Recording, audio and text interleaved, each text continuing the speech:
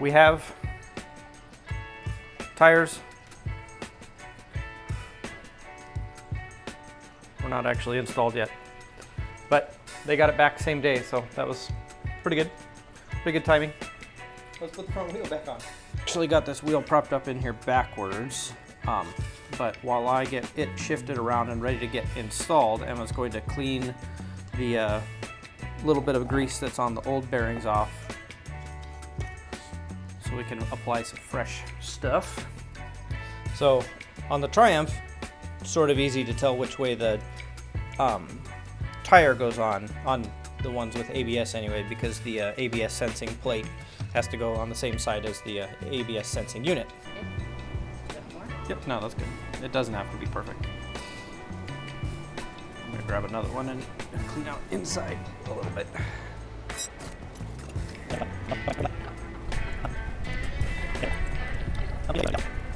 The grease I'm using is just general purpose. I'm sure there are guys who have strong opinions about what grease should be used for what purpose and where. Undoubtedly, this seems like the type of thing that has strong opinions.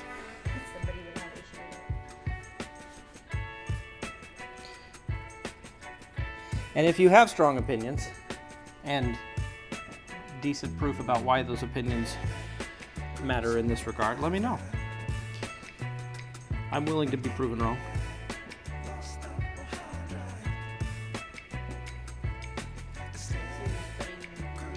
Just a thin coat on the outside.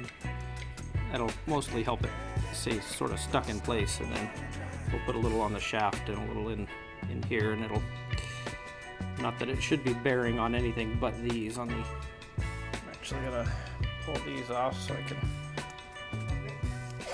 get this into place without getting grease on everything, and I'll just put new ones on.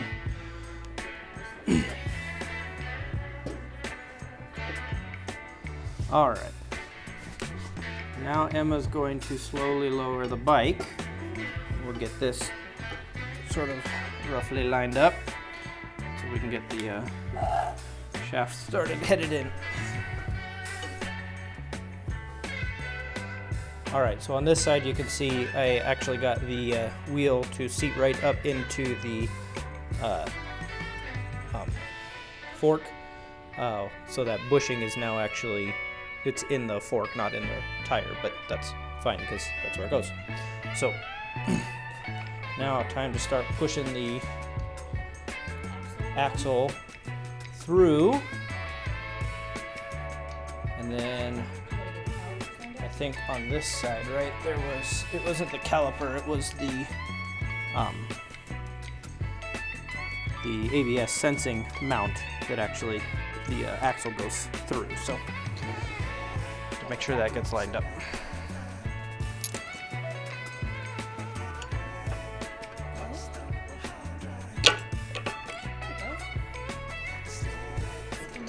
Get this started.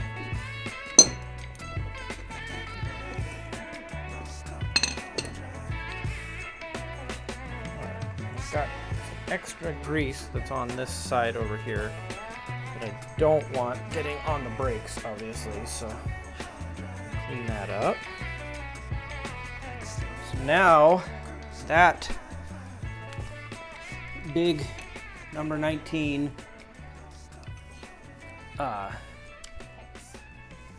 hex socket needs to be driven in at 65 Newton meters.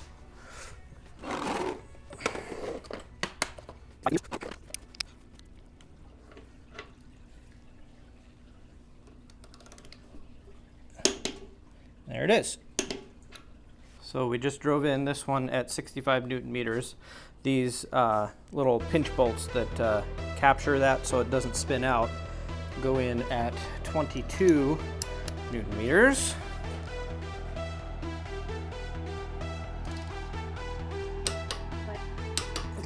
Put the caliper back on over here. Caliper bolts. These are set at 50 Newton meters.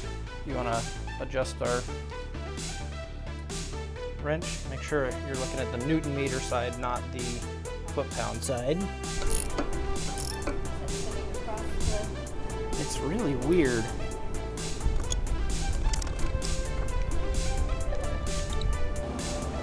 All right, so I have a slight issue on the caliper on the other side where one of the mounting locations, the threads in the aluminum housing are galled up in there. So I need to get a metric tap and die set. I don't have metric here to run through it and make sure that they're clean out any of that galling. And I might do it on this one too, because this is the one that was giving you trouble on the way out, right? So I think we'll save the back or the front wheel. We'll save the calipers until I can run those tap and die. Well, taps really. I'm not gonna try to stick the dies through there, that'd be silly.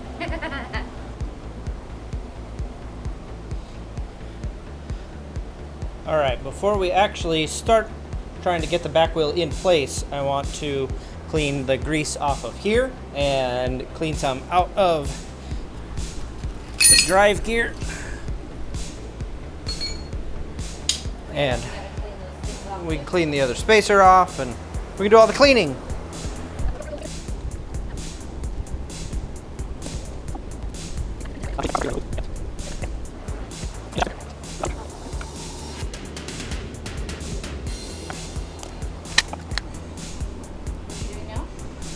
Putting a little grease on the wheel, on the gears where they mesh. This is how the power is driven to the tire. So there's a shaft in here that is spun by the transmission that is spun by the engine, right? Yeah. And that shaft is converted through a bevel gear to this spur gear, not spur gear. Yep. So those teeth line up and sit in these teeth. Do you need to clean that stuff up? In here? Yeah. No. That doesn't matter? Nope. So those teeth match these teeth, and then you're putting the grease in to make sure that they move nicely. Yeah.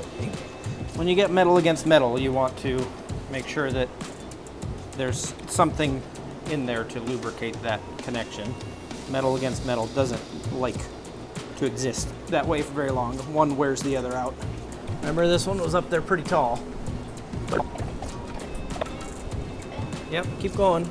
The higher it is, the easier this is going to be to get lined up. Yeah, keep going.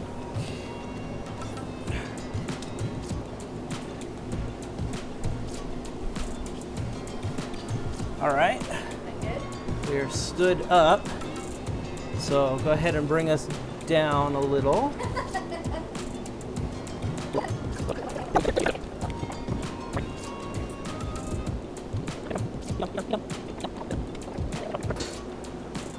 Here, I can give him a shot of what I'm looking at here. So Emma's bringing the bike down slowly, and I'm guiding the tire so that this gear will make it inside this eventually. I sort of need to get past the rim of the tire up here so that it can move that direction, because we're running up close on this side to the swing arm and the disc brake. So just gently guiding everything into place as we bring it down slowly.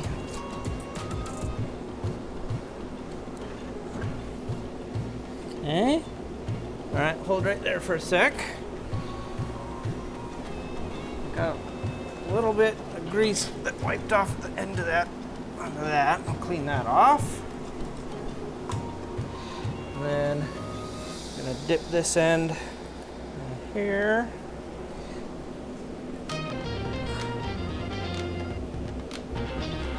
So I just put the spacer, just put a little grease to help hold it in place in the other side where it provides the right distance between the fork and the swing arm on the other side, the driven swing arm.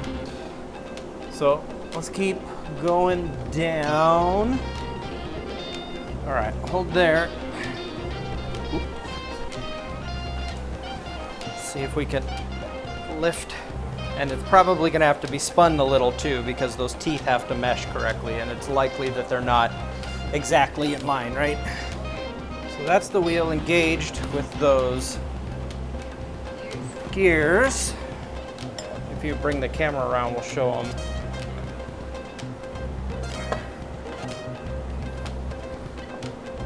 So we've got that. Oh, we wanted to replace these. Hold on. We bought new pads. I totally forgot. Here, we can show you. So these right here are the pads on the bike. You can see that the thickness of that pad there. This is the thickness of a new pad.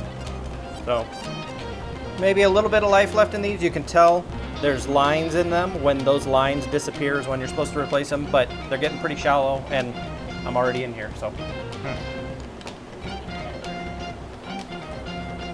All right, so these pads slide in here. For the moment, they're just gonna lay on top of each other.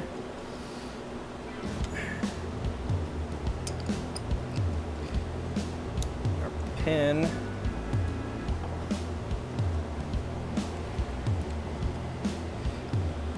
Goes through the two, back into place there.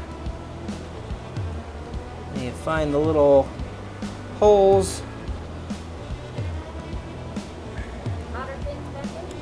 Push these fancy little pins back into place.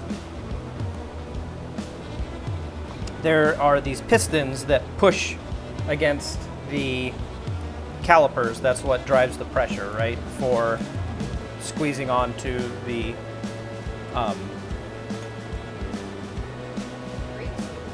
disc brake and providing your stopping force. And these calipers are pushed out right now, and it's preventing, on the bottom side here, this little bracket fits into a little piece that's shaped like that on the bottom side, and that those calipers are pushed too far out. Where they're at right now, I wouldn't be able to get the calipers around the disc brake, so I need to shove those in.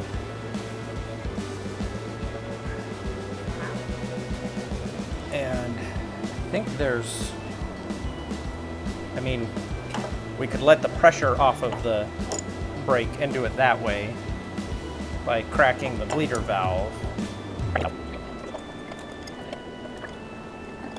So now I've pushed those back in. That one sort of looks like it's trying to come back out. So slide in there and they get captured. So you can see now how that one is setting down inside that little channel. Do the same thing on this side, except it slides up into the little channel.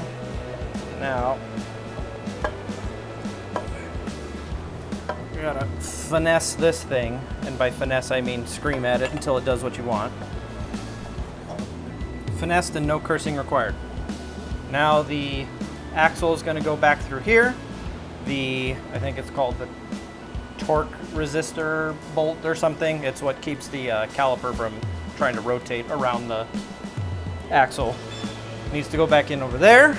So Emma's setting the torque wrench for the torque resistor bolt, torque something bolt, I forget what it's called, to 69 Newton meters. So that one's at 69 and the other is at 110 Newton meters through the axle. Check that, make sure I did it right. So size 14. This is the pin that holds that caliper in place. I'm not going to be able to get that on there without at least lowering these. Can I have a number 12?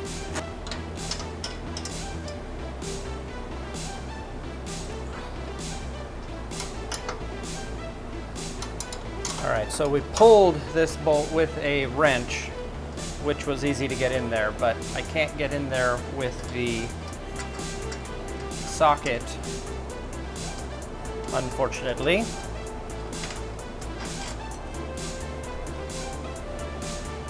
Which means I'm not going to be able to get in there with the torque wrench, so we're going to see about getting this exhaust pipe out of our way.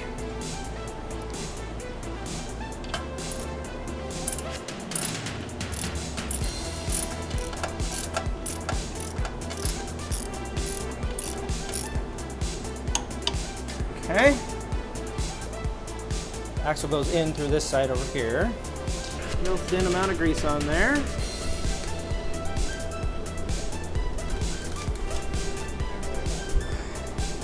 Now I gotta manipulate this wheel a little.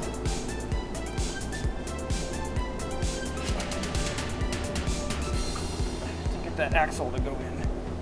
Actually, can you drop us? We can put a little upward pressure on that tire. That'll help unpinch the pathway for the axle. Yep.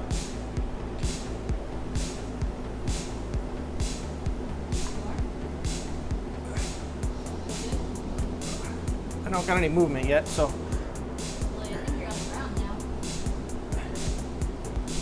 now. Oh, got a little more movement. There we go. We're moving. We're moving. There you go. Okay. All right, so I don't have a 24 or whatever this, 25 millimeter, whatever this bolt is. We used the crescent wrench to get it off the first time. I pulled it off with the crescent wrench. So we're going to use a number 14 hex on the other side and drive the axle in that way. Torque wrenches always have such a soft ratchet.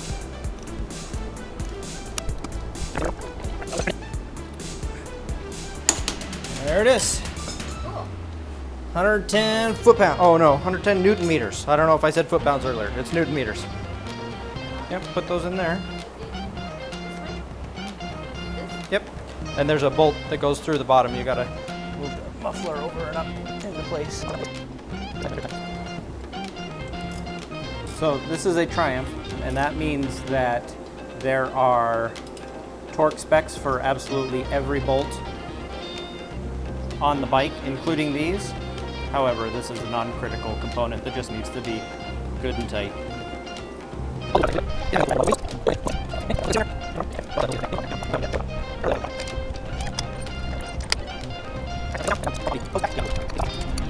Put our panniers back on the back. When you're putting these on, there's a piece of rubber down here on the bottom that sits on this support arm right here. So it's got that curvature in it, and it just needs to go into that support arm. Doesn't sit quite right if you don't put it that way. Okay, now we just need a flathead. Same story on this side.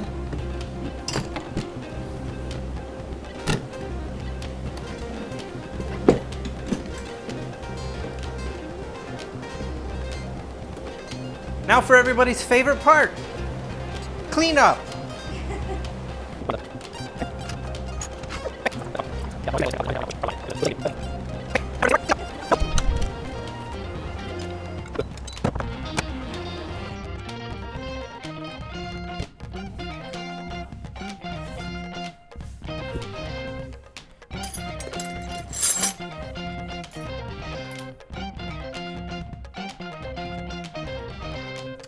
%done.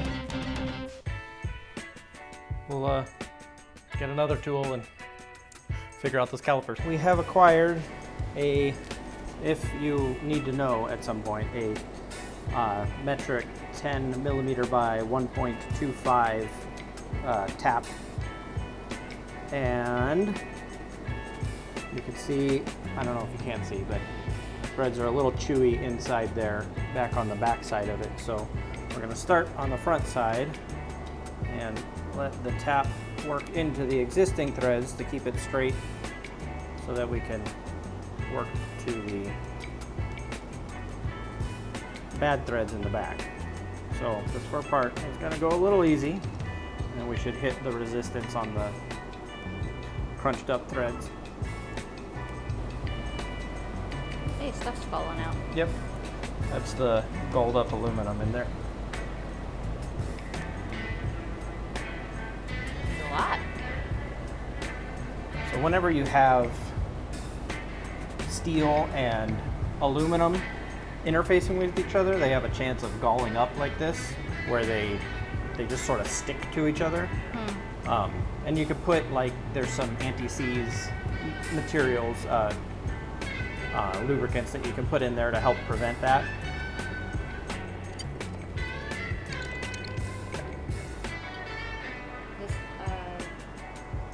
It's just a ratchet, but it'll click over.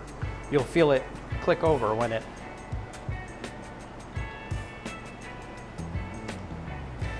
you hit the appropriate torque number.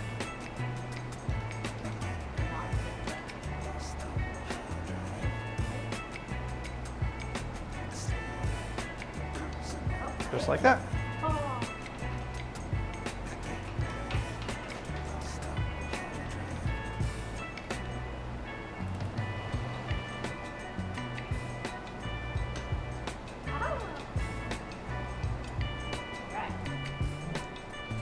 We're all back together. I'm going to take it for a quick little test spin, make sure all the brakes work, make sure the tires feel good. We'll call it a day.